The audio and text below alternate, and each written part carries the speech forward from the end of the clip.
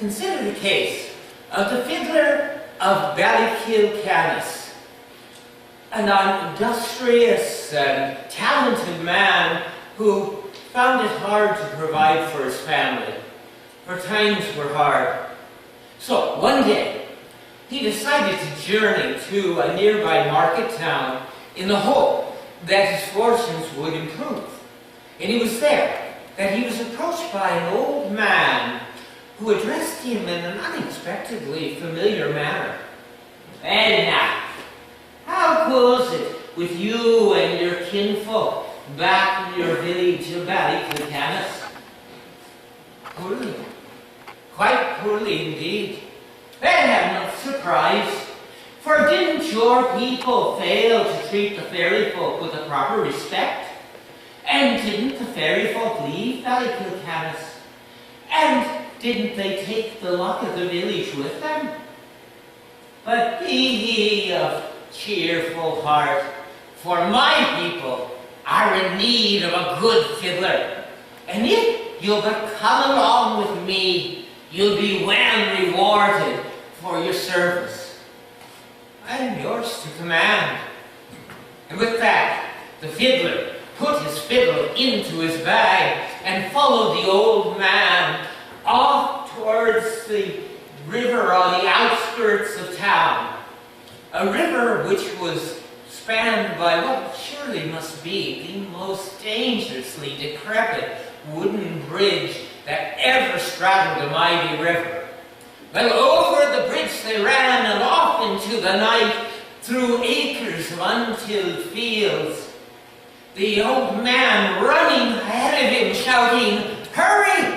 Hurry! My people are waiting for you." "I'm running as fast as I can, but not even the devil himself could keep pace with you." But on they ran, till finally they reached the foot of a high and forbidding mountain. The old man scrambling up the side as if he were on wings. The fiddler tried to struggle to catch his breath.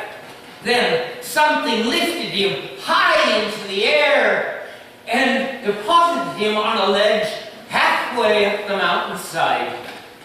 The old man stamped his foot 3 times.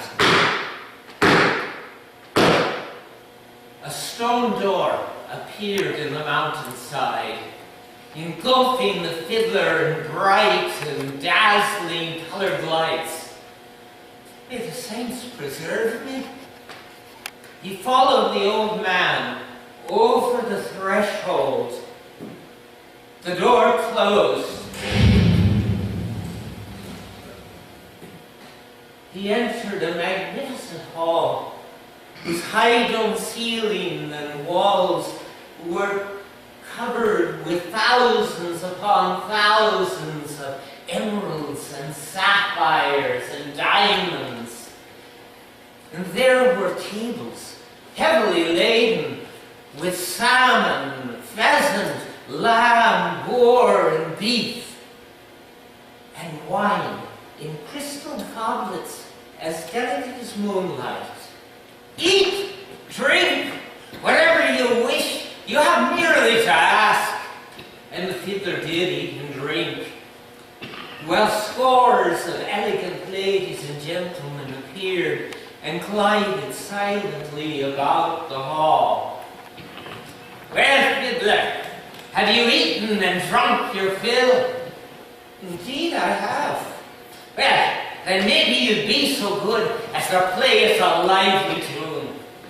So the fiddler took his fiddle out of his bag and began to play for all he was worth, while his host sang and danced with wild abandon.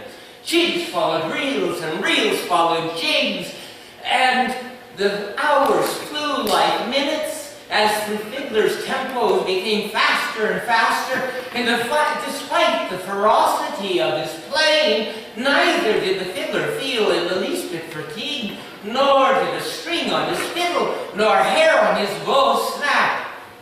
And it was with great reluctance that at last he heard the old man say, "Dawn is breaking. 'Tis time that our festivities should cease. The elegant ladies and gentlemen vanished, and the fiddler followed the old man out of the enchanted chamber and down to the foot of a mountain. Well, fiddler, you have served us well, and rich shall be your reward, he said, producing a large pouch filled with gold. I trust that you will find this to be fair payment. Fair? Indeed, many times more than fair. Blessings be upon you and your good people now and forevermore. The old man vanished. Baffled, the fiddler slowly made his way back down to town. The sun gradually rose, illuminating the landscape before him. And the fiddler noticed something strange. Whereas only the night before there had been barren, untilled fields, there were now acres of golden wheat. And when he reached what had been a dangerously decrepit wooden bridge, there was now a fine stone bridge, supported by several stout stone columns. And when he entered the town, there were fine houses and buildings, the likes of which he had never seen before. And the people, who were dressed in the most peculiar manner, stopped to gawk and point at him as if there was something strange about his appearance. Jesus, Mary and Joseph, there's some bewitchment about this place.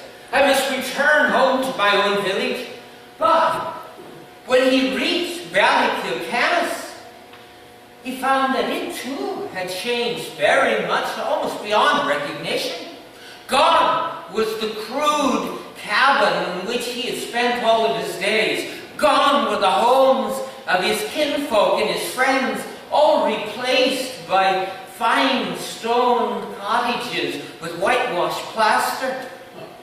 And no one he saw looked familiar, and no one seemed to recognize him. And they were all dressed in the same peculiar manner as had been in the town he had just left.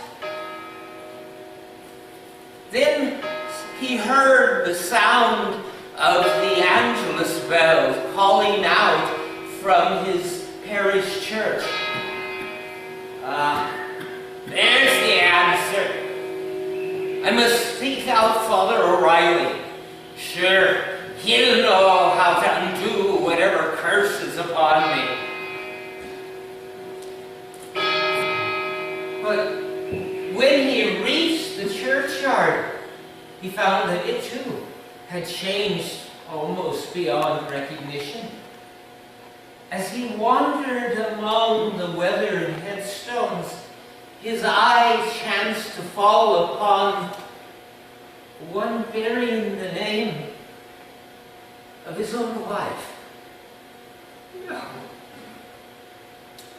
And to the right and to the left of his wife's stone were stones each bearing the names of each and every one of his children. Each stone saying that they had died over 100 years past the night he had entered the hall of the Fairies. He slowly rose and staggered to the church. He opened the door. A priest he had never seen before was reading from the gospel. He crossed the threshold into the church and crumbled into dust.